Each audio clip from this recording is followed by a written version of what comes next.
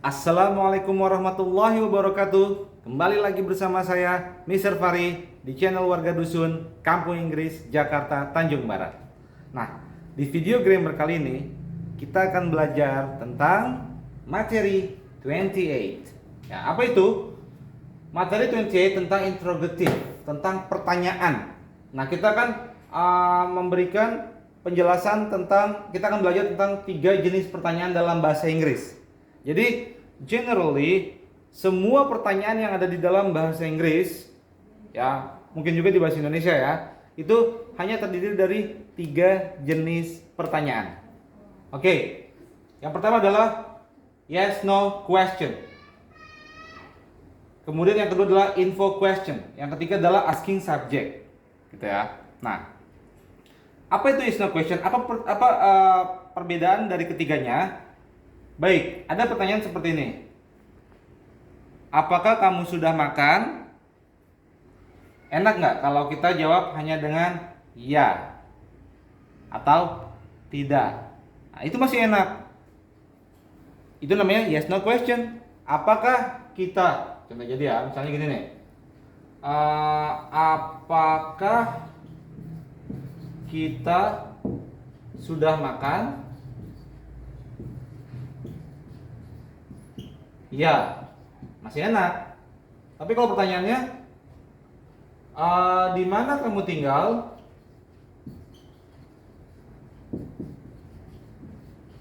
Di mana kamu tinggal? Iya. Di mana kamu tinggal? Tidak. Itu tidak pas. Nah, jadi itu perbedaannya. Kalau pas dijawab dengan ya atau tidak, maka itu namanya yes no question. Kalau tidak cocok dengan jawaban ya atau tidak, maka dia namanya info question. Gitu ya. Nah, ada lagi yang ketiga, dia khusus menanyakan asking subject, itu menanyakan siapa atau apa pelaku dari sebuah aktivitas. Misalnya atau bukan aktivitas saja ya, misalnya keadaan. Kita justru bertanya karena nggak ada subjeknya di situ. Ya. Kalau di sini kan di mana kamu berarti subjeknya kamu. Apakah kita? Subjeknya kita. Nah, di asking subject ini justru tidak ada subjeknya. Yang kita ingin tanyakan adalah subjeknya. Misalnya, siapa yang meninggal? Ya siapa? Nggak ada. Siapa yang mau? Ya siapa yang mau. Apa yang membuatmu? Nah, membuatmu. Mu di sini adalah objek. Berarti subjeknya nggak ketahuan. Itulah kita tanyakan. Apa yang ada di sana? Tidak ada subjeknya. Nah, itu 3 jenis pertanyaan. Ya. Nah, ini yang disebut dengan teman-teman nanti bisa catat dulu ya. Question words itu ada 5. Biasanya orang singkatnya dengan 5W 1H. Ya, jadi where, when, what, or which, why, who, or whom, how. Itu nanti namanya question word. Kenapa? Karena ada rumusnya nih, question word. Nanti kita gunakan. Oke. Baik. Rumusnya untuk yang yes no question itu rumusnya adalah A. A itu adalah auxiliary, ya. Auxiliary. Jadi A, S, V, non verb. V or non V, verb. Ini adalah subjek. Ya, jadi pelaku. Kemudian yang info question adalah question word, ini dia. Kemudian selebihnya adalah sama. A, S, V, non V. A, S, V, non V. Jadi bedanya hanya di question word. Info question pakai question word. Yes no tidak pakai question word. Nah, kalau yang asking subject, maka dia justru tidak ada subjeknya, maka what or he or who, kemudian verb, non verb juga sama ya, ini dia, verb atau non verb, ya, karena auxiliary itu juga termasuk verb. Oke. Itu tentang jenis dan rumusnya. Nah, kita akan belajar bagaimana menentukan atau menjawab sebuah pertanyaan yang akan saya berikan ya. Baik, saya hapus dulu. Ini silakan di pause dan dicatat ya.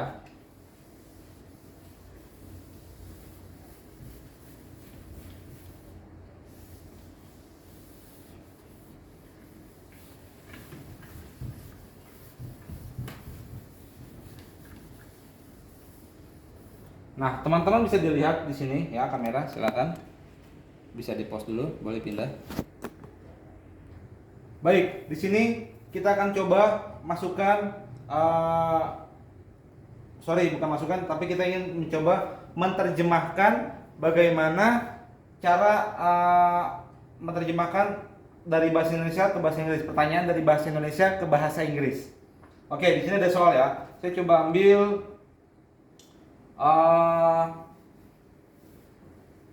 baik, kita akan ambil apakah kamu mau membeli rusa, ya. Ini soalnya nih ya. Apakah kamu mau beli rusa? Nah, oke. Dengan kita belajar step by step, nanti kita akan tahu asal muasalnya kenapa kita pakai begini, begitu, ya, dan seterusnya. Oke. Yang pertama stepnya adalah step 1. Jenis pertanyaannya apa? Yes, no, info, atau asking subject. Apakah kamu mau beli rusa? Ya. Sudah jelas? Ya, maka dia namanya kita sebutkan, kita kasih label dia adalah yes, no. Tulis rumusnya. Jangan malas tulis rumus untuk membuat kita terbiasa. Ya, jadi jangan malas asal tebak-tebakan. Ya, nanti hasilnya juga setengah-setengah. Jadi sabar saja. Ini butuh waktu. Jadi tetap harus tulis rumus. A, S, subjek, ya, auxiliary, subjek, V atau non-verb. Verb atau non-verb, tanda tanya. Oke, sekarang step kedua. Sudah tahu jenis pertanyaan dan tulis rumus. Yang kedua adalah cari aux yang tepat, cari kata kuncinya. Oke, di sini ada pertama sedang.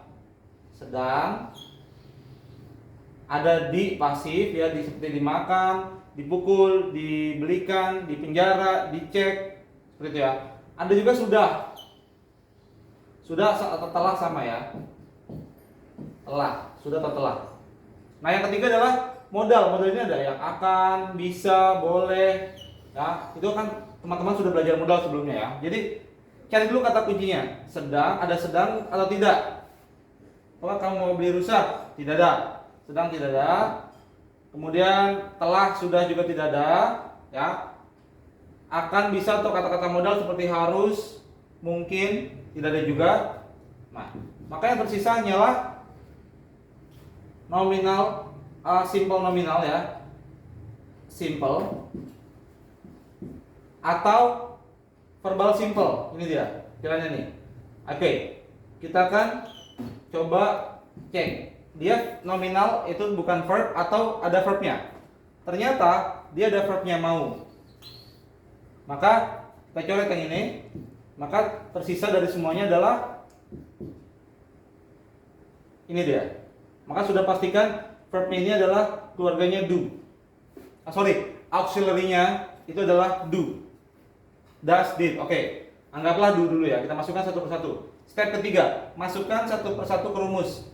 Do. Ya. Kemudian subjeknya siapa? You. You. Verbnya mau. Nah, setelah do itu rumusnya ingat ya, verb 1. Want. Jadi bukan wanting atau wanted atau wants, bukan ya. Kemudian lanjutkan ke non verbnya atau komplementnya. Want to buy a deer.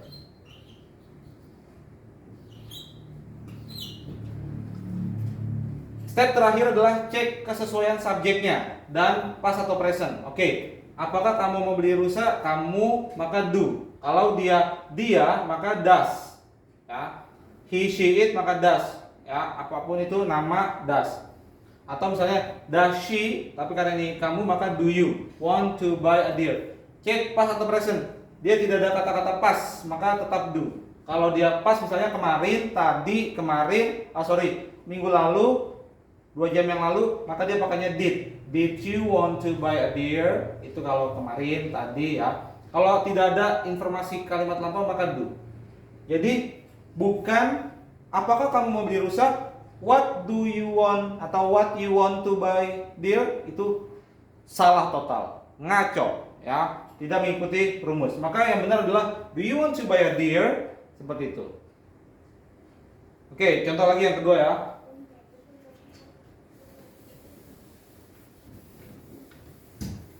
Misalnya,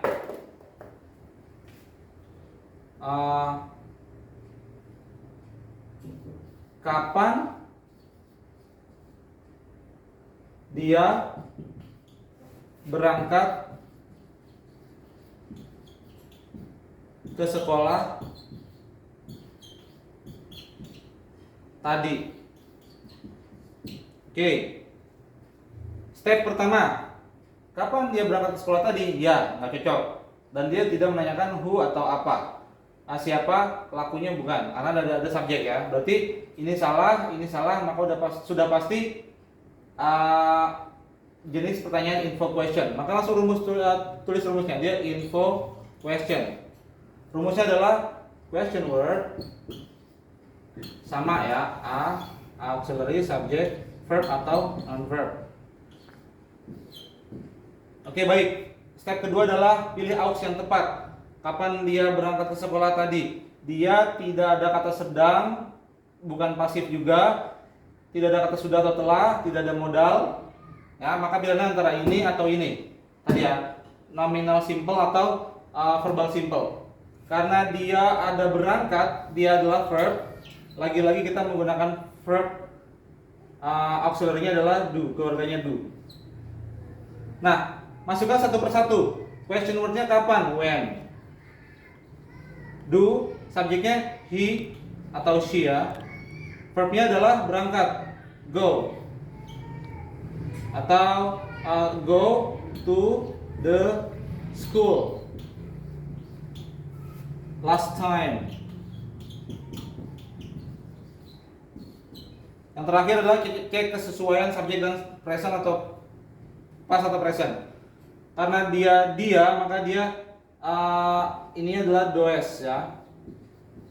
Dan karena ada tadi maka dia lampau. Lampau itu wajib pakai did. Maka yang benar adalah when did he go to the school last time? Itu yang paling tepat secara grammar. Ya. When do salah, when does salah karena ada last time. Seperti itu. Jadi ini harus dikuasai. Ingat saja ya, ada kata sedang, di, sudah, atau telah, atau modal. Ya, sisanya adalah nominal simple atau verbal simple. Nah, teman-teman jangan takut untuk